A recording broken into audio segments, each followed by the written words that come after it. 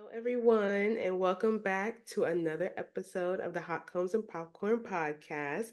For those who don't know, my name is Danielle. Oh, Oh, we can't hear muted. You're you. muted. Oh no. Oh, dang. Hmm. Hold on. We gonna start. It's all right. We It's just gonna fine. we're gonna pause the thing. I'm back. Hello. Okay, great. Oh, it was the Hey. mic. Mm, Okay, let me reset. okay. Take two. Hello, everyone, and welcome to another episode of the Hot Combs and Popcorn podcast. For those who don't know, my name is Danielle. My name is Brianna. And my name is Bobby. And one of the things that we love to do on this podcast is review movies and television shows and Black culture that we should have seen by now, but we have not. We are catching up.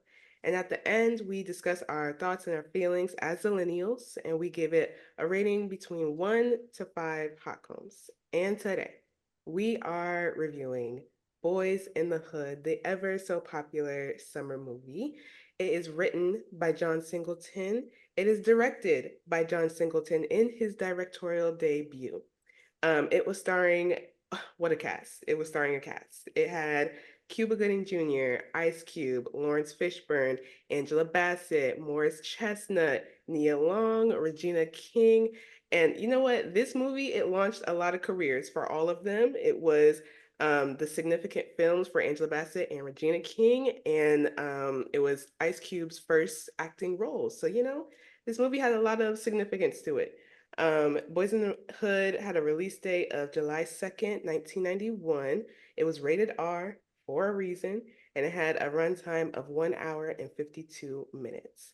So, a quick little synopsis: it follows the life of Trey Styles, also Cuba Gooding Jr., who is sent to live with his father, Furious Styles, Lawrence Fishburne, in South Central Los Angeles. And they are surrounded by a neighborhood that's like booming with gang culture, and it shows him growing up into his high school years. So, ladies, let's get into our initial thoughts. What did we think of Boys in the Hood? Another classic that I do not feel bad about not watching until now. Um, Rightfully rated R. Right. No child should watch it. Right. And honestly, felt a little bit like a documentary to me because there's so many people who have those lives, who have grown up in that atmosphere. I was like, oh my God, even like in the inn, the little inn, like it, you know how like Black movies usually are like, and so went to college, and so one person went to college.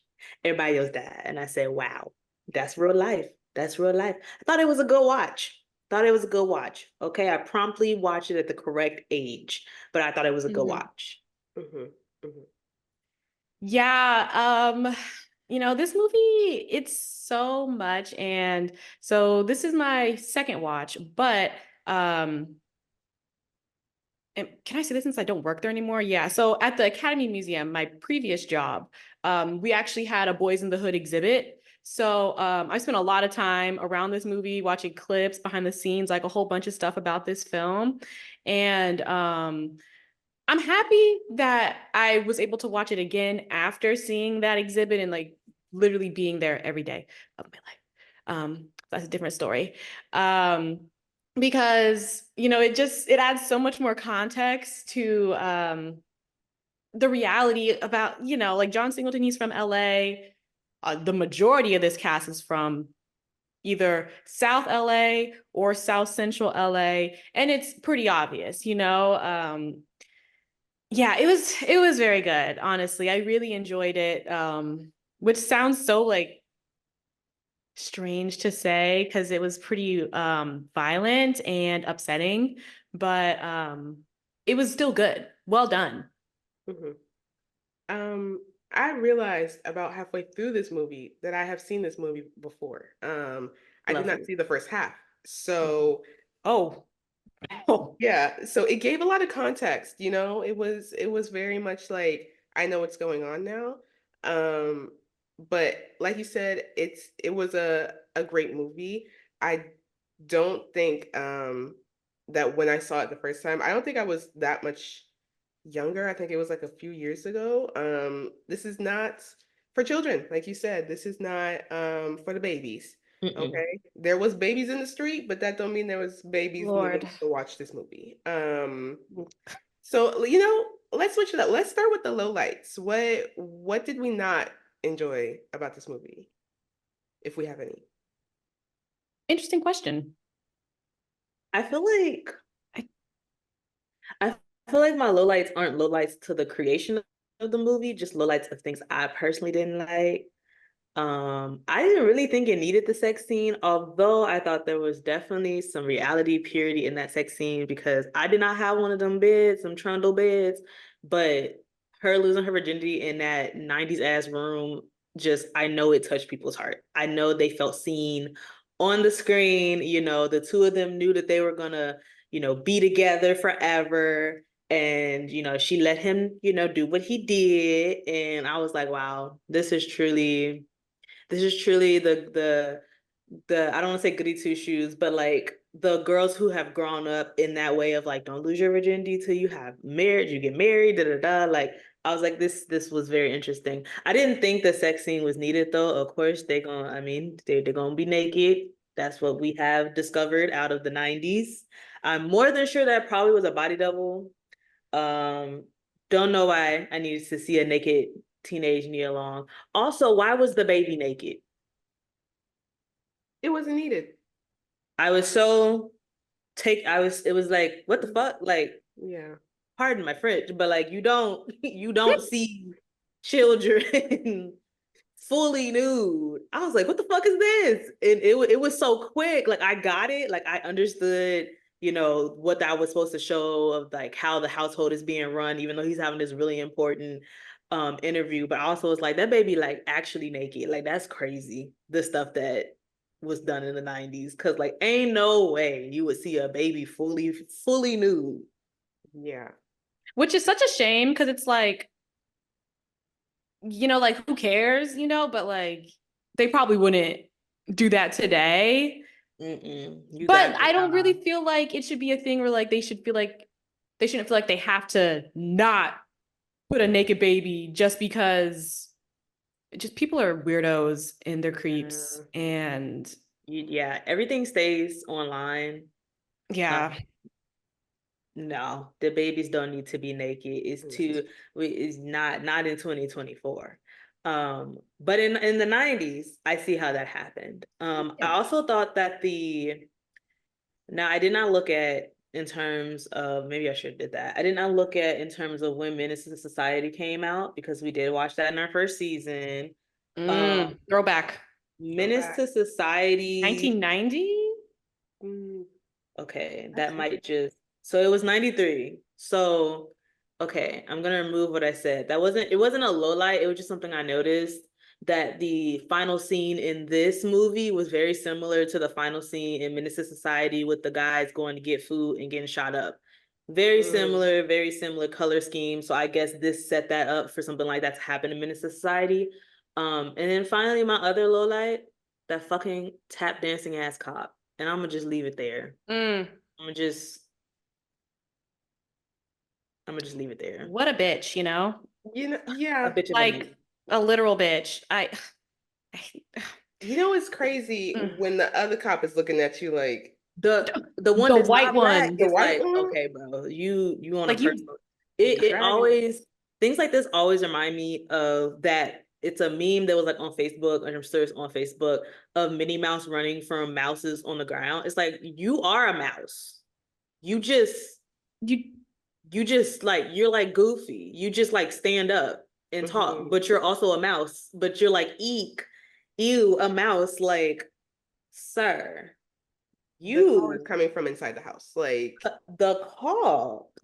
I mean, the call, the colorism, I was like, girl. you got the white man cop looking at you. like, Like, is you done? I really, great. really wish. This is the only thing I really wish. I really wish he would have said who he was when he got put over by that cop when he was older. because he had brought up by the same cop when he was younger. And he was like, you know, you got a good daddy, you're not going to be like one of these, basically called them cockroaches. I'm not going to say what he called them, but you ain't going to be like one of them on the street. I really, really, really wish that he would have said who his father was or who he was. And that I would have loved to see what happened of that cop realizing this is the same person that he was saying all these things to. That's just my preference. But yeah, the list of lowlights for me was very short. More so things I wasn't like a fan of. But yeah, that cop, there's it. You know what it reminded me of? It's currently June 11th that we're recording this. There's a video going viral right now of a Black man Oh no. on a plane, and he has the shirt of two names of options. I saw And that. one Yeah. says Biden, and the other says convicted felon. And the convicted felon one is checked. And he's recording himself because he wants somebody to respond. And everyone on Twitter have been calling him what he wants to. Everyone Black on Twitter has been like, "Oh, so you want to be called this?" And it gives the same. It gives the same pick me tap dancing energy. Like you look like a gremlin. Get it together. Who was the dude from the Boondocks? Oh, Uncle Ruckus. Oh, it's giving Yeah, very it's like Uncle Ruckus. the fact that he was Uh, sitting like he wanted somebody like the way his face was scowled like it was just Good. like call me the N-word. I want you to call me. I want you to start an Girl. argument with me. Okay, okay. But then when security throw your blank on the ground and you try to call for Black Lives Matter, we not gonna be there. no. Okay. Because you are being a menace to everyone. That's who that police officer reminds me of. That's like a modern day version of that. Like asking for attention, begging for attention, trying to prove a point. Like, baby, you look 50 years old. And like you may have had one too many lip fillers. Yeah, I couldn't even finish that video because I was I ready to was like, fight. okay, Yeah. I can call if you want me to call you one. If that's what help you sleep at night. Like Right. it's giving me pick me ass nigga, and that's really the nice way to put it. Right, because you know, Uncle Tom can only go so far. You know what I mean? Like that's like it's like almost not even a strong enough phrase anymore to describe certain people because you really tried it. What people really want to call these people are coons. That's what they want to be called. Yes. That's why they acting that way. Clearly, this man on this plane, I don't know what it's just like it reminded me, it truly like obviously it's something different, but it truly obviously we all went to Kent State. It truly reminded me when uh oh I don't even want to the girl Yeah. her Yeah. yeah, if you know what I'm talking about, within the last like 5 years, the AK girl that took her Gun graduation Girl. during that time at being at Kent State in terms of what was going on in the world. um Kent could have handled these situations better, because I literally had a police officer come into one of my classes. I had a criminology minor for reference. Come into one of my classes and basically laughed at Black Lives Matter, and he was like, yeah, and then they're gonna shoot each other up the next day, and laughed with a class of also full of white students and a white teacher and 4 students of color. So I don't know if Kent knows what's going on in their classrooms, but I can say as a Black person, the campus could have felt safer for us during that time. But Right. with that being said, lowlights. Trigger. No, literally, like this movie is like it's so much. I don't have any like lowlights.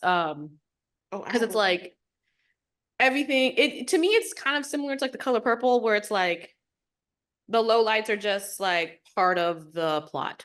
Like it's just because this is just how life is. It just sucks sometimes. As far like everything. No, I don't really have many, honestly. The cop, maybe, but he was kind of necessary, I guess, to the theme. I had one. Okay. And I don't say this to what's the word? To talk bad about people, but Cuba Gooding Jr. did not look like a high schooler Okay, in this film. And I don't know how old matter of fact, I Googled it. He was 23 because I thought the same thing. And Lawrence I Fishburne figured was none of 30. them were. Oh yeah, they were giving brothers. They were giving brothers. Yes, yeah, because I had to Google it because I'm like, he's supposed to be what, 18? not even 17, maybe. maybe 17, 16, 17. 16. Yeah, he was 23 at the time. Oh, Yeah. again,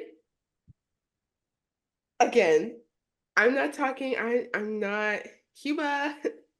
Um, it's just that it was giving mid-20s. Yeah. Not And high it's school. okay to look your age. Right, that's fine. But in this role, I wasn't convinced, you know? Ice Cube,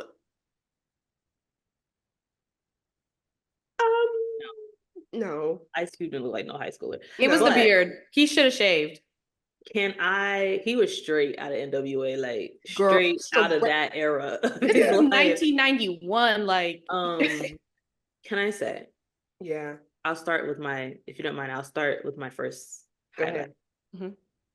I first saw Cuba Gooding Jr. in a very famous movie called Snow Dogs. Yes. Oh, yes. In 2002. Mm. I was approximately 6 years old, maybe 7, maybe 5. I don't know. Can't do quick math. However, he was not adult Cuba in that movie. My first highlight is there are fine men everywhere in this movie. My God. Lawrence Fishburne, Yep. Cuba Gooding Jr., and Morris Chestnut, my birthday twin, in that one scene all together, I said, I might explode. I said, it's just fine, man. Even some of the guys who were like the villain group that was a part of the villain group, I was in that them. Some of them was I was like, Yeah. it once again made me so jealous that I was not like a teenager, preteen in the 90s, because if this is what we had, yeah, but for our age, like Girl. they just don't do it. Like I know they wasn't meant to, and I was like, oh my God, Cube was he was given the dad bod, like I beat you up, don't play. And I was like, listen, honestly, love me some 90s Ice Cube. He was about that life and he was not finna play with nobody. And that's honestly what we need more of. And I was just like, I don't know. I think when those three came together, I was like, why is there so many fine men in this movie? Okay, How because dare you put them all together in one movie? Ice Cube's face is kind of like it's tea as well. Like he was given, okay. I said, okay, O'Shea Jackson. If Okay. you ever wonder, in my brain, I was like, I wonder if he had his son body in. I was like, because his son looked just like him. He played him Girl, right. Poppy So aced. and he's a junior, so I was like, I wonder if he had his son body. I'm I was looking like, it up. He looked like he was still into debauchery, right? and I feel like if I was that age, He was I would be into born. debauchery. He was born February 24th, 1991. So either yeah. like right during filming, like right before, or like maybe like right after. Yeah. What a Mm. debut. I don't now was this, and like I don't even have words. Morris Chestnut, you're great. You're aging beautifully. You're my birthday twin. Sometimes I tell you happy birthday. Sometimes I don't post it all on that day. But my God, I don't know if this is his first movie, but it was like everybody's first movie. Like I think it was. Everybody except for Lawrence Fishburne. Everyone else, this was their first, basically. Was this also Angela Bassett's first? No, not her. One. But like her major, yeah. Yeah. And honestly, I love to see it. I really do. Right? It was good. Mm-hmm.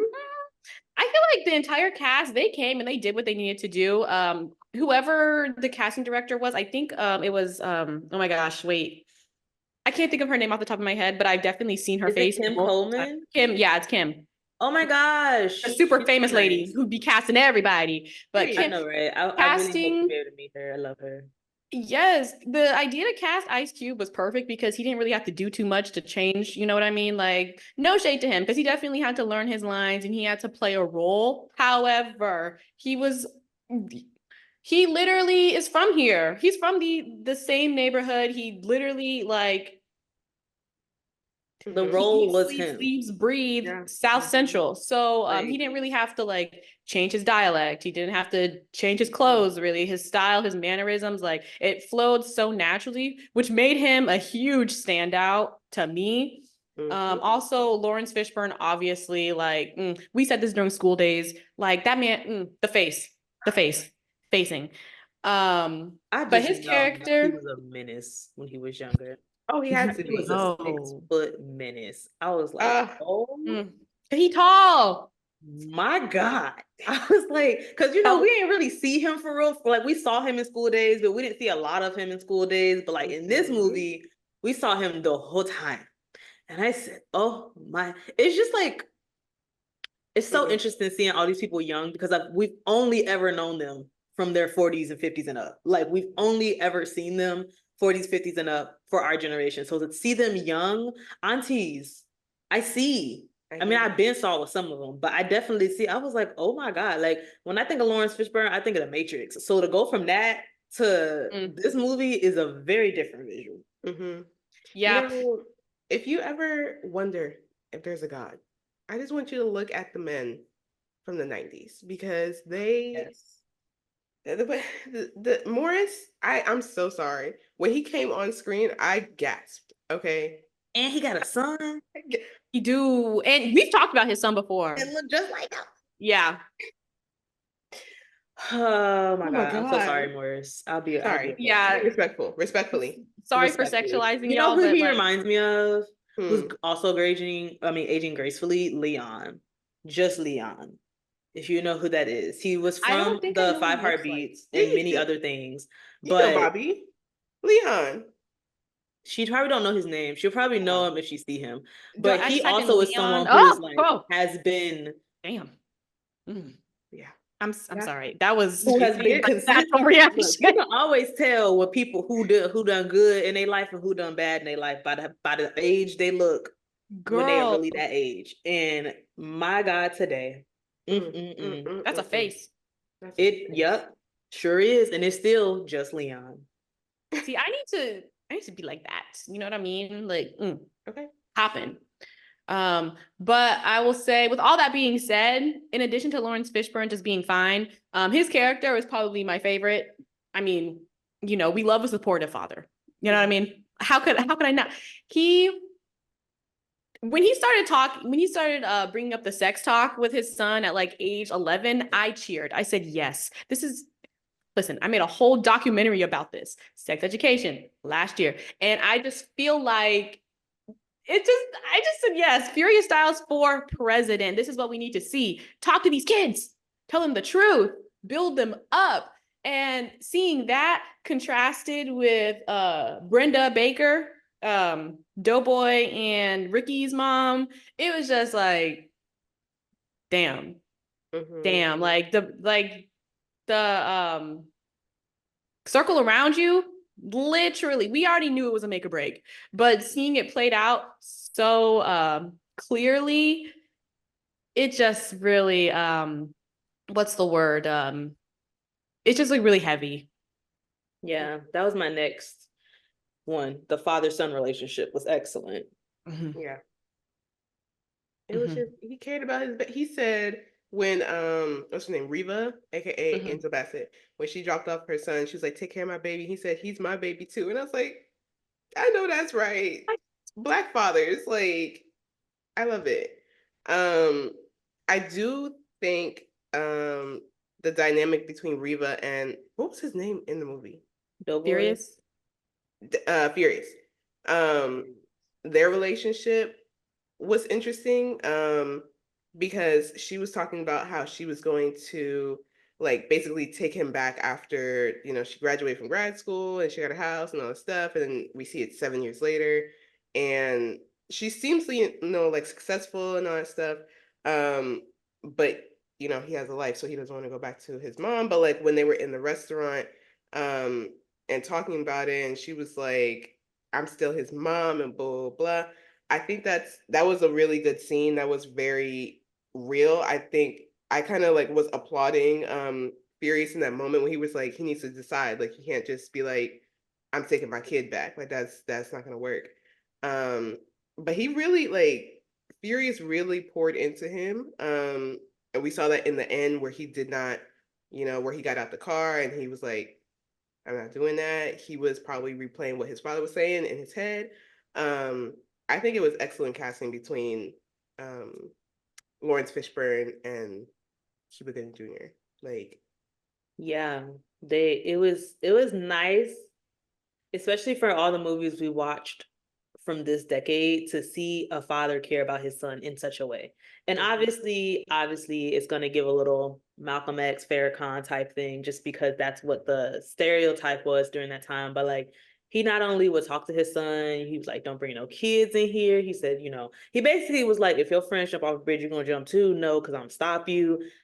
He was talking about gentrification. I was like, oh, you eating them up, because the kids need to know about gentrification. Like, it was just a great time. Like, anytime he was on camera, he really like demanded demanded that and that attention, and we got it. And we got it. Yeah. I also had that the acting was great by everyone. And so was the sound and cinematography. There was a lot of sound and a lot of cinematography at play. It was a whole lot of cross sounds. There was a whole lot of specific shots. I was like, first of all, God rest his soul, John Singleton. I am so happy that I hope that he knows what he left here, because this is truly like, rarely do you see stuff where everybody's films are good, but like, he really left art with us. And to see it be done so tastefully as a storyline like this could be done, it was just like, man, I'm really gonna enjoy continuing to watch more of his works, because like the way his mind, like, it mhm. was just good. Those directorial options was just good, even down to, I know this was also probably in the script, but he wrote the script, didn't he? Yeah. Mm-hmm.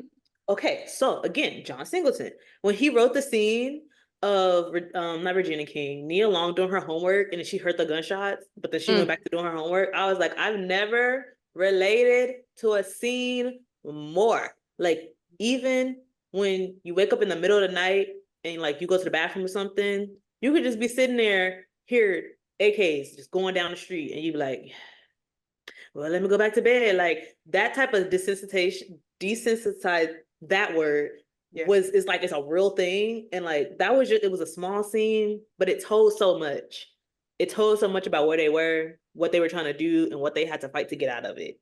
And I think it was just the acting, the sound, the cinematography was just like great. No Mhm. notes. Yeah, honestly, like, um, it's so amazing what John Singleton was able to do, because if I remember correctly, he graduated from USC, shout out. And then he wrote the script and then he submitted it to a competition. He won the competition and got the money to get this film made. And honestly, like, anytime I say, like, you know what, I'm just gonna submit these scripts to competitions, I'm always thinking about John Singleton in the back of my head. Like, I'm like, you know what?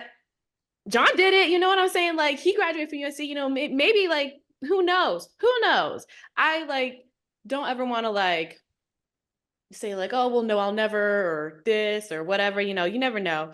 Also, the producer, I was just looking up her name. One of the producers, I can't find her name off the top of my head, but there's a clip in the museum where she talks about how she met John and he was like 19 or 20 or something crazy like that. And, he gave her the script. She went home, she read it, and she said that she just sat there, she just cried, she just sobbed the entire time. And honestly, like, if I hadn't already like seen it and like know much about the film, I think the first time I watched it, I think I did like cry a little bit. I think I was like 17 when I watched it for the first time, or 18 or something like that.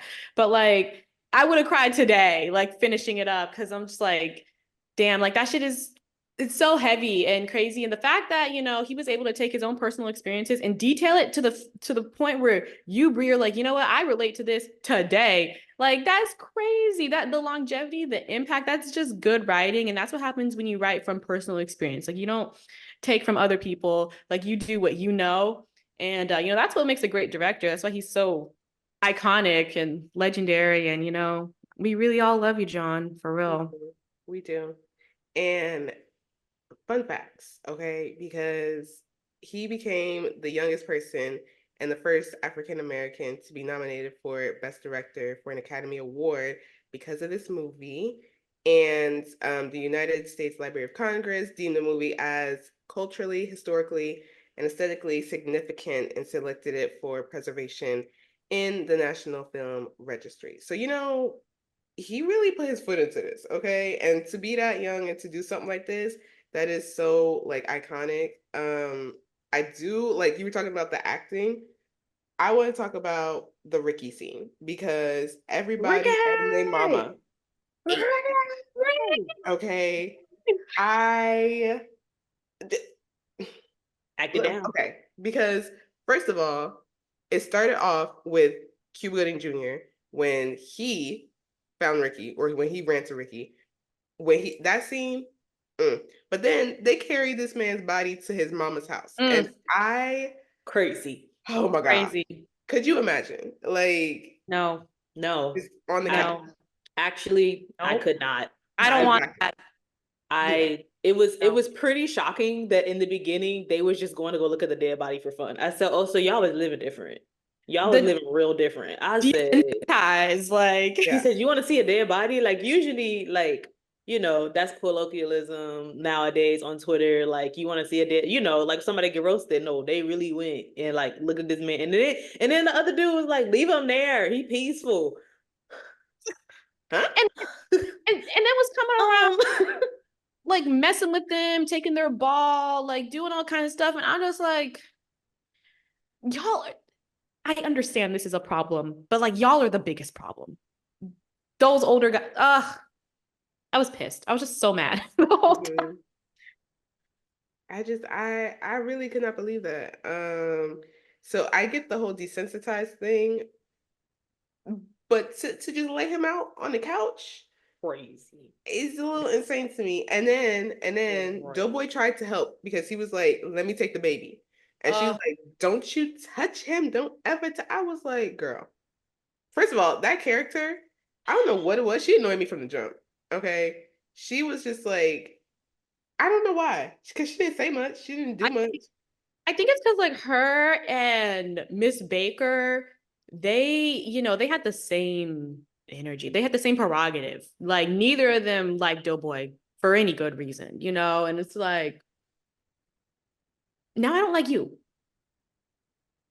Exactly. Yeah.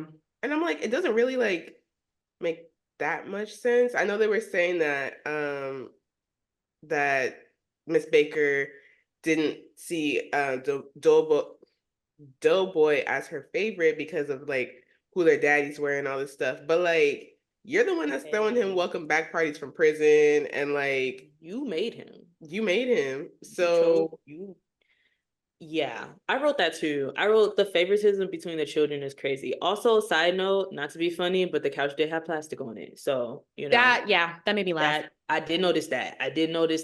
And I was like, okay, well, at least nothing's getting ruined by blood. Because I definitely noticed when Cuba Gooding Jr.'s character went and laid on his bed, he took his shirt off, but not his pants. I was like, sir, there's blood on your pants. Take that off. Now you're gonna have to wash the comforter. But I was being very unserious in that moment. But outside of that, the favoritism between the children was crazy.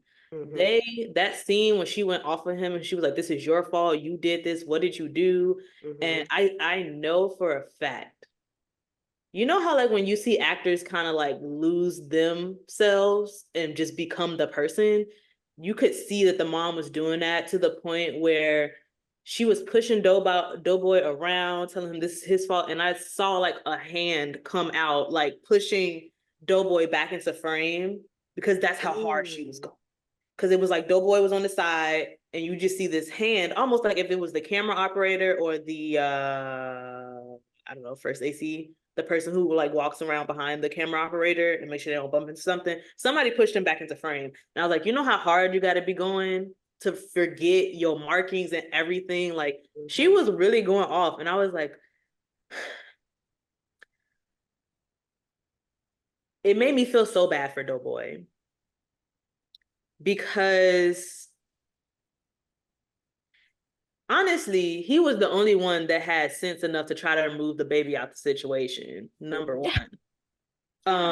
Number two, his mama just slapped him for fighting with his brother. Right. And then number three, she's blamed. He's like, I didn't even do nothing. I went to try to go save him, try to go do all these things. And it was just like, I agree with what you're I don't know who said that. It might have been Bobby, but I agree that we can be our own problem. We, the cycle wasn't created by us, but we definitely continue it because you are raising a man who ultimately, spoiler, dies after the movie. Which was also very sad that he died 2 weeks later. I was like, I know she feeling shitty for going at her son like that. You finally got him back. All these things. Well, first of all, you let them go and take him when he was a child. So you clearly ain't liked him since he was a child. Right. And it's another one of those conversations of like babies having babies. She had him when she was young. She probably shouldn't have been having children. And people just not having the capability to parent, and like to watch someone who can't really parent do that to their child versus the other child because that's gonna make her proud and he's gonna bring in money, da da da. It's like, okay, but that's your child though. And if he wants to go have children and he wants to go, you are basically teaching him how to treat his children, teaching him how to treat women, how women treat him. Like, it was like, obviously we know in the cycle of Black people, we are usually the perpetrators and the victims. And we usually become perpetrators by becoming victims first. And you could just see the cycle. Like you could just see that cycle was gonna go over and over and over again. I was like, dang, like he just say you hate your son.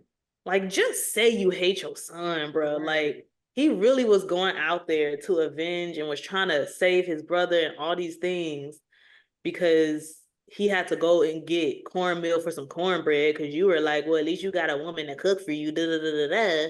It is just like, it's like you don't want to blame the parents, but also at some point you have to blame the people who create the environment, like you said. And she created the environment around them. You could tell from when he was a child, she had favoritism. She didn't like him. She throws these parties, da da da da da, and like you see the Ricky scene finally that gets quoted and everything from everywhere. I actually just saw that scene like a couple of days ago before watching this on Twitter, and I don't remember why it was on Twitter. It was actually like a meme type thing because desensitized. But I was like, he first of all really got shot up. He really, really shot up. Like crazy. Like crazy. And your son brought him to you and you still going off of him. Like, these are your children. They are people, not trophies. And you are about to help your son probably go back to jail. Like, and that was like the whole point. She just also, I don't know, like that scene, yeah, that was so upsetting because like, she was slapping him first and Doughboy's like, why are you slapping me? And she just wouldn't answer him. That was the first thing that really broke my heart. And then when she blamed him, that broke my heart too. But honestly, I was pretty heartbroken for her as well in that moment. Like, even though she was so insane, like the fact that you not only hate your son that much, but you must hate yourself way more than that to even assume that this brother would kill his brother. Also, like, I may keep this in the episode, I may not, but like, once again, y'all, we are talking about people that are having babies that clearly don't want to have their babies. Clearly. And y'all I'm not even are gonna start on this conversation. No, like you see where I'm going. I know exactly where you're going, and I've had this conversation with people multiple times, and like, and it's like y'all are doing everything thing. Everything else. But You know what and so it's just like, this is what happens when people are literally, when their choices are taken away from them, like when they're forced into a situation. Granted, sure, yeah, like you get pregnant, these things happen, but it's like, damn, like if you hate the father of that child so much that you're gonna hate this baby regardless of how you got pregnant, it's like, damn, like, does this baby need to be here? You know what I mean? Yeah. You know what I mean? you know what's crazier is that like she did not want to really raise Doughboy, clearly. But then when Ricky gets this girl pregnant and she moves into the house and the baby's in the house, she's ready to raise this baby. Like, it's like crazy living in the behavior. house. Huh? Like, they're in high school. Why is she there? First of all, that's the first thing.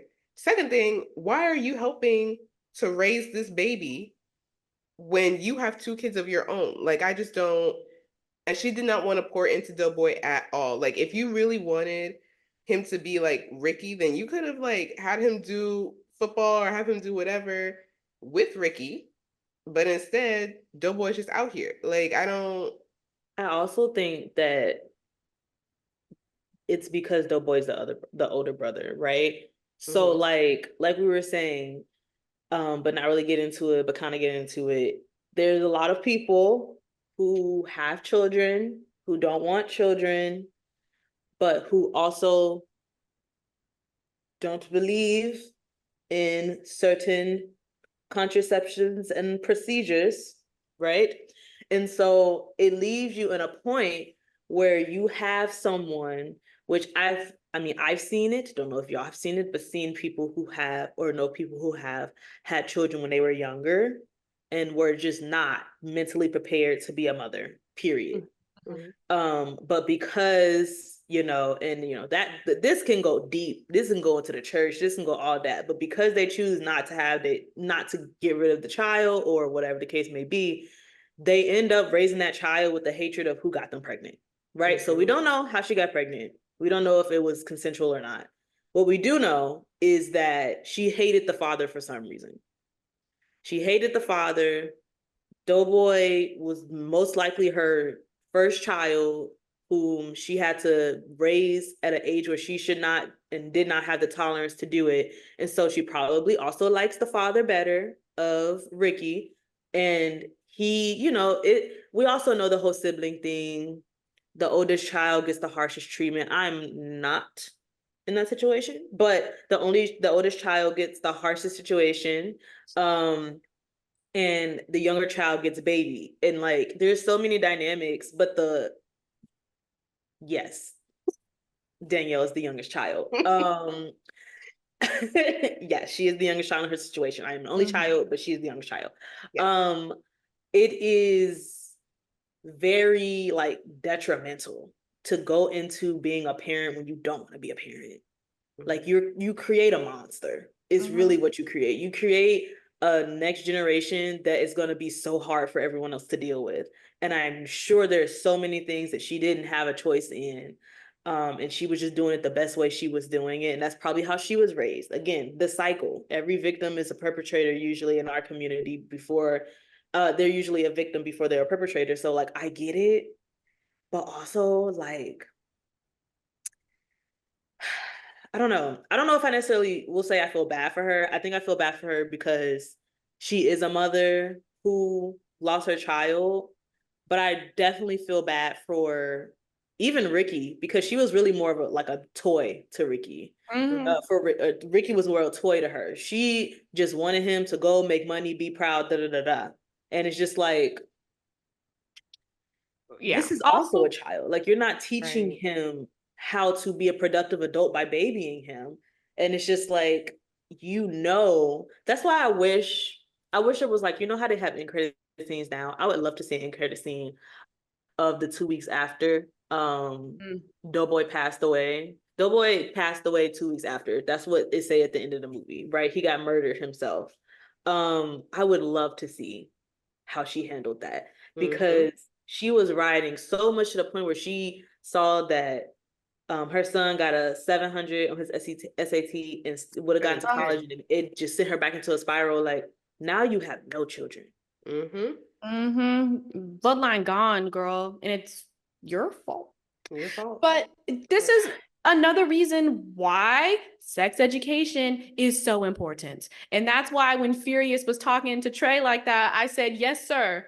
Because once again, if you don't want to get rid of your baby and you know that and you want to have the baby, but you don't want the baby, like maybe like if someone had taught you about, you know, protection, birth control, abstinence, you can say no. This is what you should expect. This is what you shouldn't expect. You know, like this is what a healthy relationship looks like. All kinds of stuff. She wouldn't even be in this situation. Yes, Bree.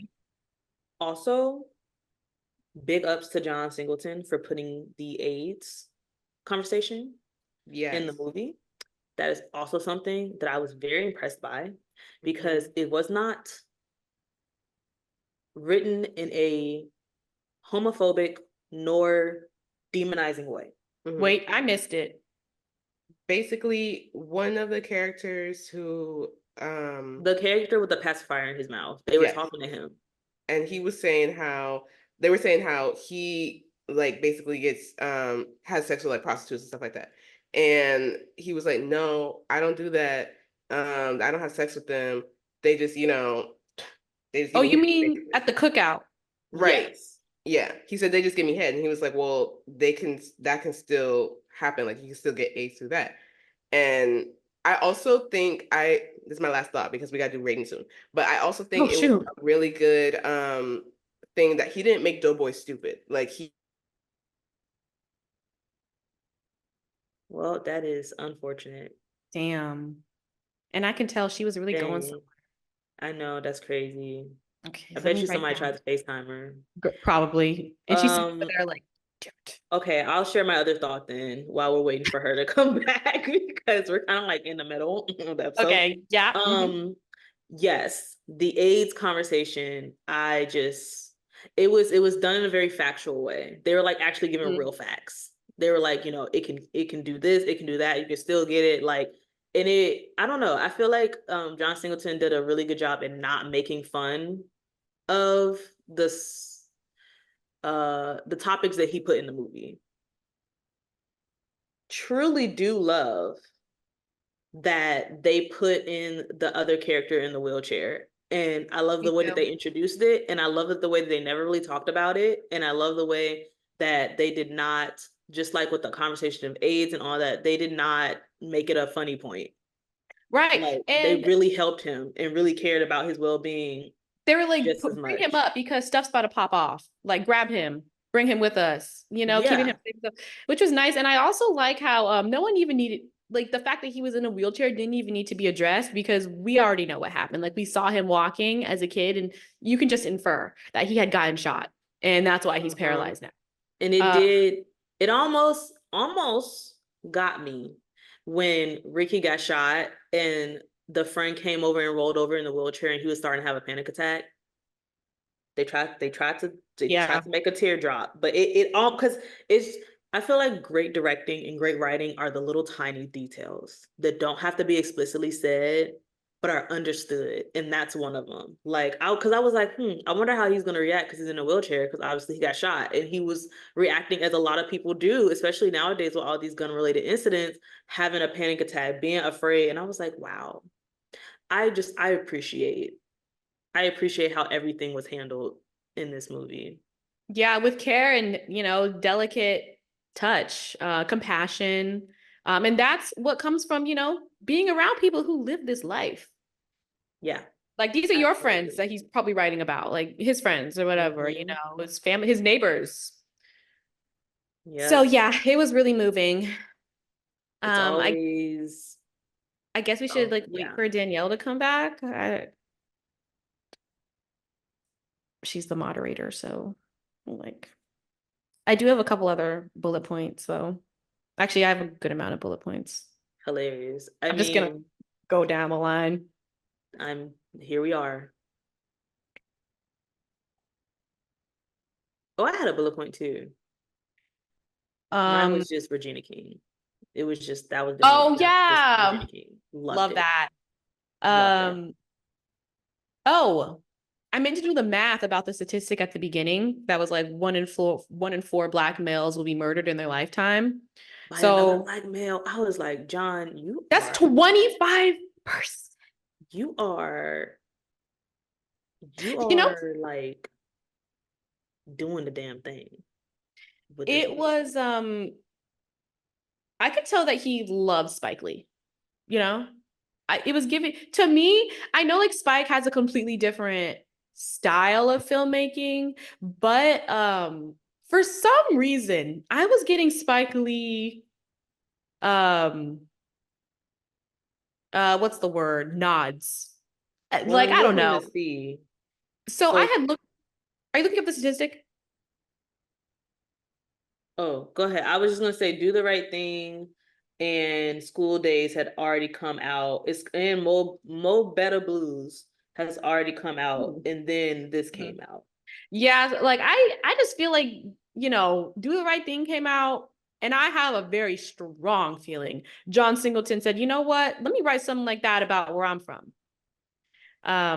It just felt like that, but yeah, I had spent a good amount of time towards the beginning of the movie looking up the current day statistic for that. That was 1991 and I found the LA Times article that oh,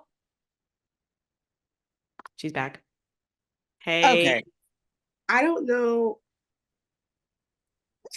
you haven't missed much, but we were just talking about I have a feeling, I had a theory that John Singleton watched Do the Right Thing and then said, you know what? I'm gonna do this, but make it South Central because I don't know what I was getting Spike Lee energy throughout the film, even though it's a completely different style, but like, you know what I mean? Like, and then I had also mentioned that the statistic at the beginning that said 1 in 4 Black men will be murdered in their lifetime. I was highly interested in looking up the today statistic of that.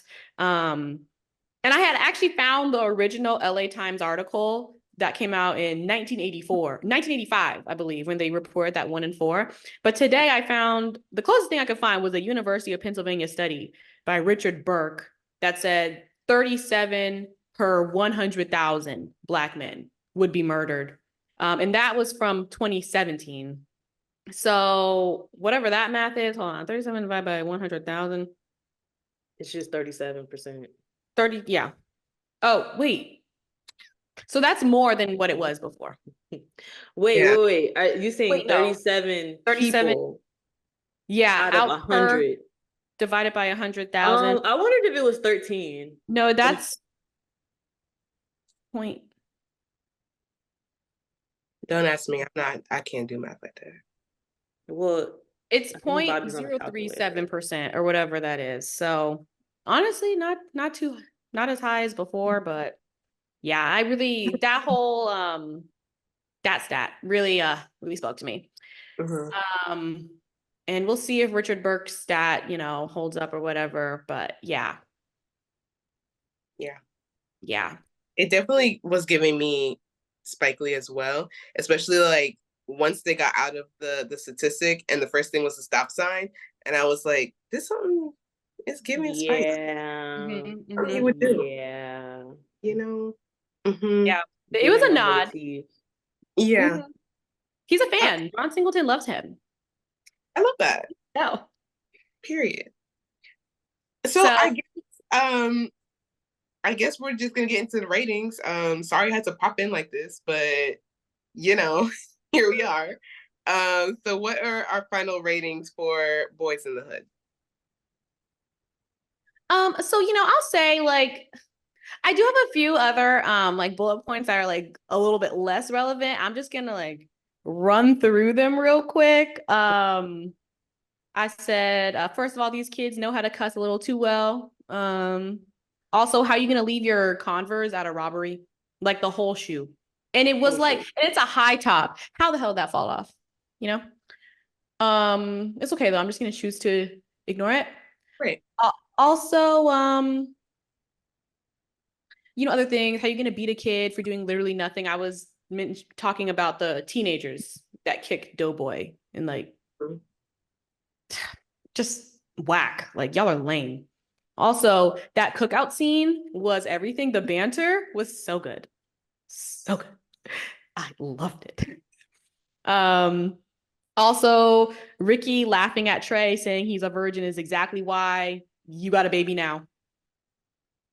Which is So, crazy. You would think he would put that together. He was like, like, why are you afraid? He was like, having a baby. He was like, oh. Oh, Which lets you yeah, know, like, y'all live together, but you not really actively parenting, are you? no. like, come on now. Also, Trey, don't you dare pressure that girl into having sex with you. Do better. Also, Furious Styles, a walking billboard for why reading and learning is important, y'all. Please take notes. Please, please. And lastly, something about Ricky's death reminded me of Cooley High as well. And then I started thinking about the rest of this movie, and I was like, wait.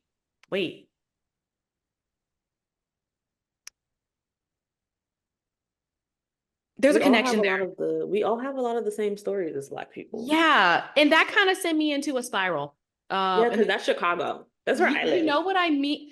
Like in the 70s, you know? And it's like, and then it just really got me thinking, like, we're moving forward. Things are changing, but they're not really changing.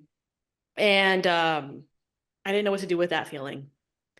And then the last one, Trey and Brandy doing the Spell House is a Black American dream. It really is.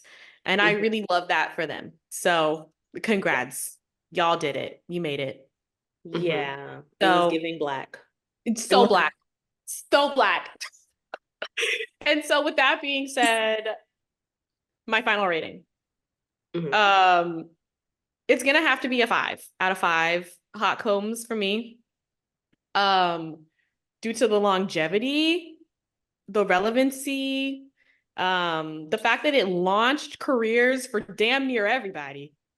The fact that it's in the Library of Congress. Like, there's an exhibit about this film in the Academy Museum of Motion Pictures. That is no small feat. And people go there every day and they look at it and they learn and they watch and they listen. And to me, it just screams icon.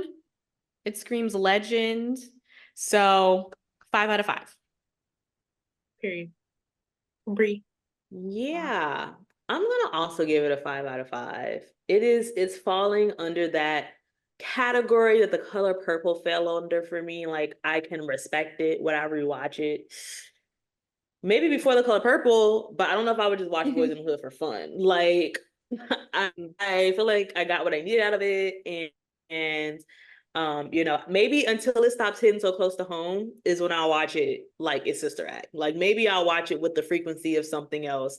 But as of right now, the fact that there are still things like this happening right now, like even in LA, there are, and I'm not associated with anything, so I am just regurgitating information.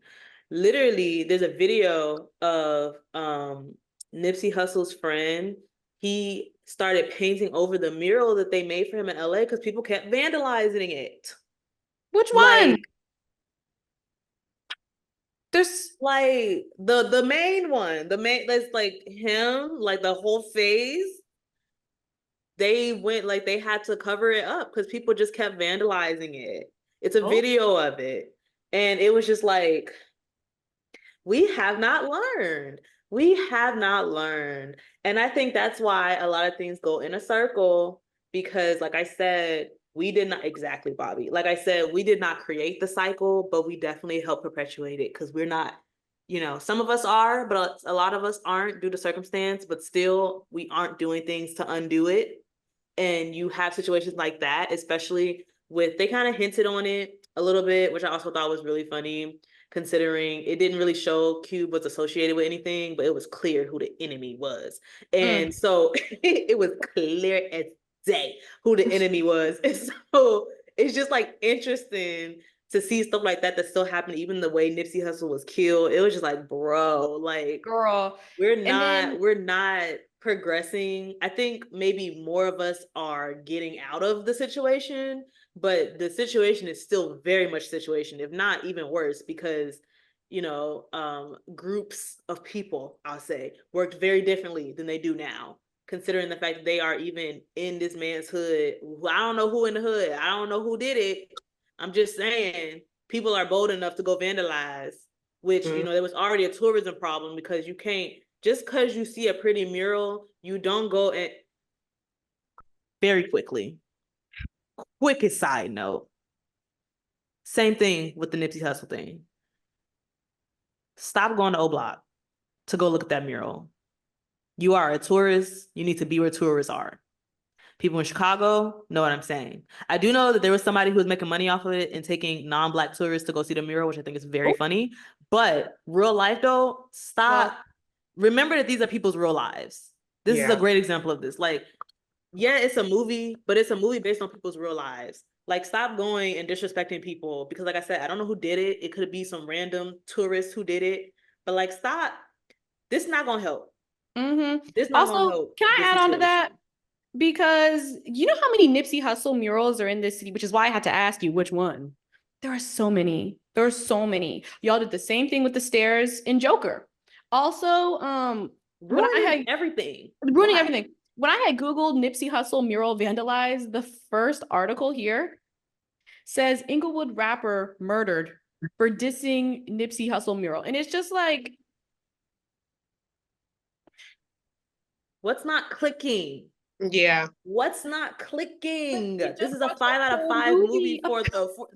for there's multiple movies. This is why this movie's a 5 out of 5. This is why I cannot watch this movie back to back, like for fun, because it pisses me off. It makes me mad at the real world, and then I'm just mad. And so this has to go into my Fruitville Station, my Detroit, my Color Purple book. This has to go in there where I can say I watched it and give a good stellar review, and we'll never watch it again, probably. Or I think I will show my kids Boyz N The Hood for sure. I think I'll show my kids Boyz N The Hood. I feel like that's just right to do. But definitely when they are of age and can understand what they're watching and understand that even though this is entertainment piece, this is not entertainment. This is much like how Get Out was a documentary and Us was a horror film. It's the same thing with this. It's a movie, but it's a documentary of people's real lives. Stop going and acting like this ain't really still happening, because it is still happening. And that's what makes it a 5 out of 5. Timeless. I'm just gonna wrap it up and say that this is also a 5 out of 5 for me. Ooh, we did it. We did it.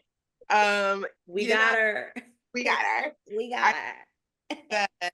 This one is probably out of the I don't want to say like gang related, but like movies like this that we have seen, this one is the best by far. I think it probably goes into the acting, but also into the realness of it. Even though, it was rated R for a reason, some of the movies that we have seen have just been too much. Like they've done a little bit, we're dragging it a little bit.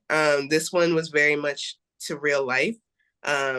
Like you were saying, people can relate to this one.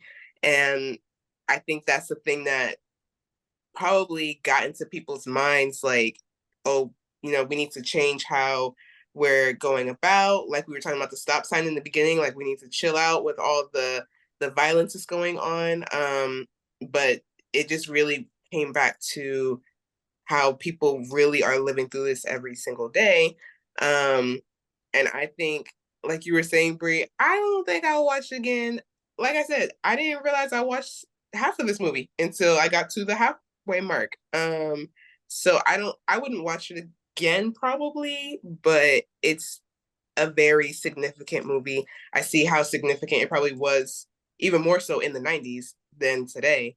But I think that it has the accolades that it has for a reason, and that Black people hold it to such a high degree for a reason. So, I do think that it is worth the watch. I think that people need to see it. John, you did what you had to do. And I'm gonna just leave it at that, RIP. And yeah, you know, That was good. Okay. I thought of something else. It's a little bit of a tangent, but I must say, like, this movie came out in 1991. So this is like the top of the 90s. And it's so interesting how like Black culture, especially like relating to hip hop, they're actually just hip hop, and like the way that like films can weave together, because this movie came out in 1991. Tupac died in 1996. I think, and after those two died, to me, I noticed a huge like decline of movies like this. Like we watch Menace Society, we watch Boys in the Hood. There's also like what Hustle and Flow. Then there's like the parody, Don't Be a Minute to Drinking South Central Tea, Juice in the Hood, whatever. Juice, Belly, all that. There was all those hood classes. Biggie, Tupac, they both died. And then what happened? These movies stopped being made. So there's a thesis in here somewhere. Let me think about it a little bit. You're saying that like kind of the rap beef was it was so real that they didn't want to perpetuate it anymore after the two of them died, because like there was like a whole bunch of like gang culture like all throughout the 90s, and then like the rap beef was also going on at the same time, and then like Southern rap hadn't even really come up yet. And I just think it's fascinating how all of this clicks together, and wow, art really does influence the culture. Wow, this is crazy. Now we have someone like Kendrick speaking at the community college. Not the the Compton College. Yes, I just got not like us shoes. I mean, and now his ass is doing a show on Juneteenth here at the Forum. And now we have gone full circle back to that, And I mean, Jesus. we've had some of the greatest, probably one of the best rap beefs since then happen, girl, within these past couple of weeks. Yeah. Okay, so to have something like that and then watch a movie like this and be like, I believe this is South Central, right? Yeah. So Kendrick is also from South Central, am I correct? So it's like, I'm sure this is a movie that he can relate to, because this is literally like the life he was growing up. Like if you've seen pictures outside of like, we all look like we shopped at Old Navy in 2014. Okay, let it go. Take them pictures out your brain. Okay, because we all looked like mannequins at Old Navy. Look at some of his other pictures. That man was in there. He was living that life. Like he was, and he talks about it very openly and explicitly. Like very openly. Like, yeah, I hung out with these people, but I wasn't necessarily like a part of their lifestyle. But dip, dab, whatever. Wow. Don't get me started. Wait, I just got really excited. Okay. I can talk about it forever. Don't. On that note, thank y'all for watching another episode of How Comes a Popcorn. Again, my name is Danielle. My name is Brianna. My name is Bobby. And I don't have the script on me right now, so I don't remember everything I'm supposed to say. But basically, watch the podcast. We're here. We are. Social. Yeah. Our social media. Oh, yeah. Follow us on YouTube. We got Apple Podcasts. We got Spotify. And then we're also on Instagram. We're on Twitter. We're everywhere, basically. Ask them if they've seen it. Ask them. Oh, have you seen Boyz N The Hood? What did you think about it when it first came out? If you saw it when it first came out, and if you didn't, and you watched it when we watched it, what did you think about it in 2024? We want to know. Leave us a comment. Send us a DM on Instagram. Share the episode or TikTok. We on TikTok too. So, find us. But we gotta go because the streetlights, I think they've been on for a minute. So we gonna let it whoop him. It's dark outside. It's dark outside. But we'll see you again, same time, same place. Bye, y'all.